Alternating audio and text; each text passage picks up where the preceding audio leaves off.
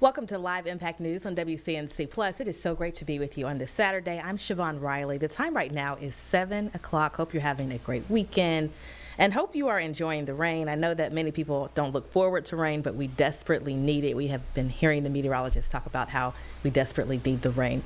We have a great show in store for you today. We have a lot of topics that we're going to touch on. First, we're going to hear from Lynnette Dixon. Before we bring her up, if you recall the story that we told you about last week, how charges were dropped. They were dismissed against the man accused of killing a teenager, a 16-year-old, and hurting two others. We heard from Lynnette Dixon last week. We're about to hear from her in just a moment. But we told you about the case of Marion McKnight. Again, those charges were dropped because prosecutors said they don't have enough evidence to charge him in this case, and they say that it would not stand in trial. We're going to go ahead and talk to Lynnette Dixon. Lynnette Dixon is the mother of Jamariyee Dixon. He's a 16-year-old who was shot and killed in that shooting. And that shooting happened last year. It happened in North Charlotte on Stourd Park Court near Oaklawn Avenue. That was on May 23rd of 2025. Ms. Dixon, we appreciate you being with us today. Thank you. I know this is a very tough topic to talk about, and I know we were getting an opportunity to try to speak last week. Unfortunately, that interview got cut short because when we were interviewing you, some teens started fighting, and so we want to make sure that we revisit this conversation so that you can just kind of tell us about your son. First, tell us a little bit about your son, 16-year-old Jamariyee Dixon. What do you want people to know about him? Besides the picture that was painted of him, my son is the complete opposite. He's very loving. He loves his friends.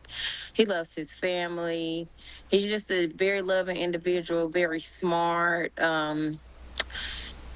career oriented, just ready to start life. He was set to graduate this year, February.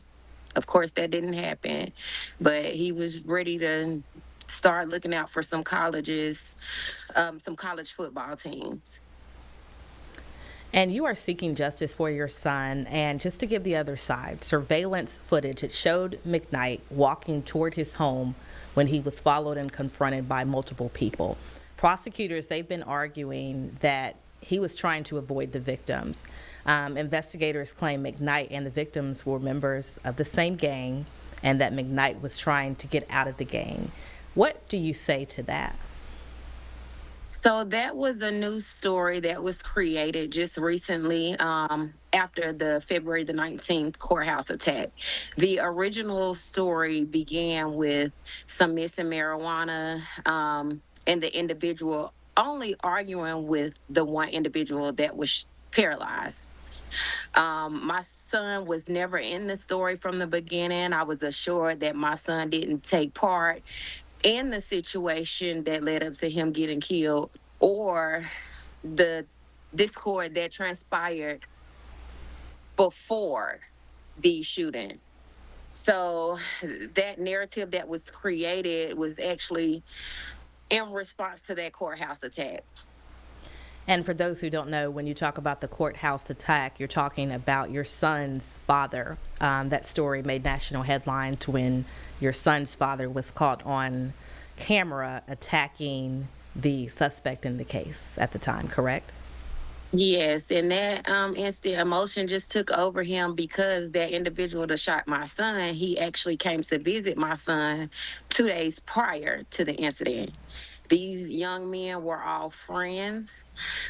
The one individual that he was arguing with, they had been friends for years, grew up together, and everybody around really just thought that they were going to fight. My son was no way included in the story until after the courthouse attack. And you've been saying, I talked to you and I talked to another mother last week, and you've been saying that this is unfair and you're seeking justice for your son. Very much unfair, and my son does not have a voice, so I will be his. And tell us about that, just your plea. You've been really talking about how you're not going to be silent until you and your family and all the mothers who lost their sons in this case, or you lost your son, but the other mothers one mother, her son was paralyzed. The other mother, the son was also hurt in this incident. So just kind of go into detail about your plea for justice in this case. I just want some accountability for one because they defamed my son's character. Um, Two, after the courthouse attack, I had communication with the district attorney all the way up until then. Now, I was not a part of the courthouse attack, so I didn't understand why was I being cut off. It was really so that they could create this narrative and not let me see the video. They showed the other parent the video, but they wouldn't show it to me because they knew my son, based off of what I saw in the video, he never said anything to that boy. My son didn't even lift his head up until the first gunshot went off. He was actually looking down at his phone and he tried to take off. And he had already cleared the shooter. He was running in the opposite direction of where he was shooting. He had already cleared the shooter, and the shooter turned around and shot him. And you were telling me that you believe this is in retaliation because of your son's father who attacked the suspect in court. Very much so. I do know there was mentions of a lawsuit for him getting attacked. And I believe that's what the district attorney, I believe that was an agreement that they made that the charges be dropped and in change of them not suing. And for those of you just tuning in, again, we are talking to the mother of the 16-year-old who was killed. That shooting that happened last May in North Charlotte that killed a 16-year-old and left two others hurt. Last week, prosecutors, they dismissed the charges of that man accused of killing that teen and injuring those two others, and that's Marion McKnight. Those charges were dropped, and we are talking right now with Miss Dixon, Lynnette Dixon, who is the mother of Jamariyee Dixon. Miss Dixon, what else do you want people to know just about your son? Like I said, he was very loving, ready to start life. Always, when I did have to get on him, which wasn't very often, he would just say, "Ma, I just want to make sure that you and my siblings are straight." That's all he wanted out of life. Um, he was a great football player, an honor roll student. His teachers loved him. It's so many children that were impacted by his death. I still get messages to this day from his friends. I still have his friends call or come by to check on me, just because he made that great impact. And you're still in touch with the mothers. I know that you have been in touch with the other mother whose son was paralyzed. Just talk about, what have your conversations been like with those family members? Um, we sit around, we talk about the relationship that Nazir had with Jamari, just to try to keep him calm. He's been very devastated that the charges were dropped as well. From what he knows, well, what he's saying about the situation, he just thought it was a fight. He just thought it was a fight between him and the other guy. And, he had a registered weapon, but he left that weapon down the street because, they always do that. They fight some, they grew up together. So they were like brothers and cousins. And then we're working. I've been working with him on his recovery. He did share with me that he was told that he wouldn't have any feeling and he would never move. But, he's been brushing his teeth. We've been working on holding his arms up and just reacting when I ask him to do different commands. When you got that phone call that your son had been killed, what was the first thing that was going through your mind? I had actually just gotten home from work, and my son had actually sent the lift for me to get home from work. I talked to my son was at my sister's house getting his hair done, getting ready for the concert that he was about to go to. They FaceTimed me, just being silly. I went on my lunch break. I was talking to them, and just as I was coming off of my lunch break, my car had broke down. So I was just frustrated, and I was just saying like I'm ready to go home. And my son was like, "Ma, I'm just gonna send you a lift to go home." And he sent that lift. As I was walking out the door, he called he wanted me to turn the phone around so he could see that it was the correct lift, just to make sure, I'm getting home safe. So I get home, I make an error, and I come back. And just as I'm about to sit down, his dad texts. And he's like, yeah, he got shot. And I just jumped back up. And as I was dialing his number, he was actually dialing me back. And he, on the FaceTime, just was like, yeah, he got shot, so calm. And I panicked a little bit, and then I ran out the door. I didn't have a car, so I called my dad. I'm like, just meet me at the highway. I'm walking. I'm trying to get to Jamariyee. He just got shot.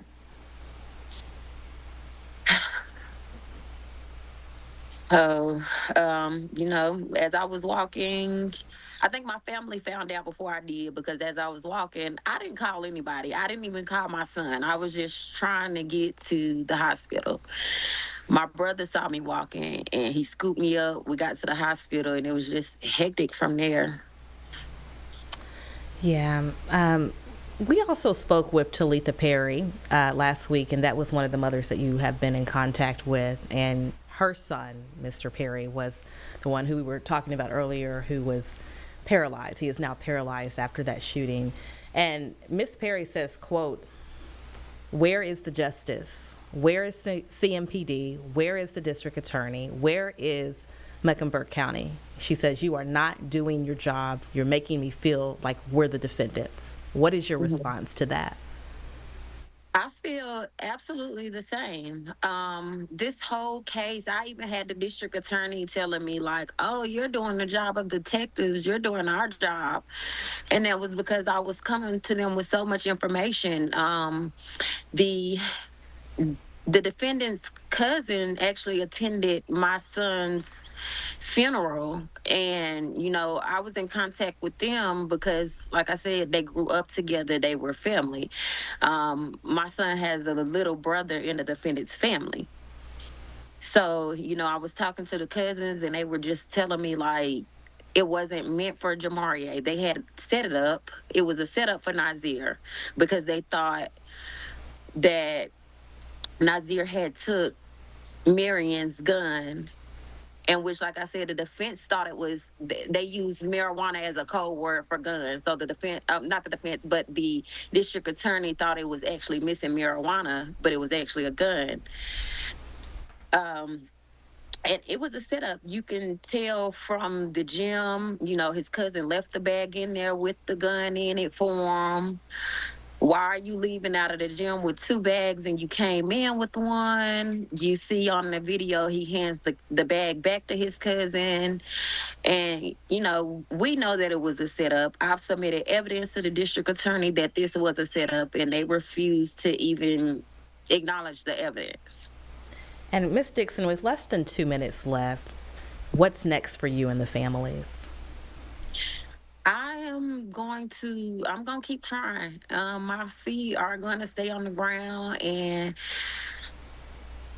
numbers, we're heard in volume. Like, I need more support. Like, I did a little protest for myself and my children and my sister and Miss Perry and another mother, but it's easy for them to overlook six voices.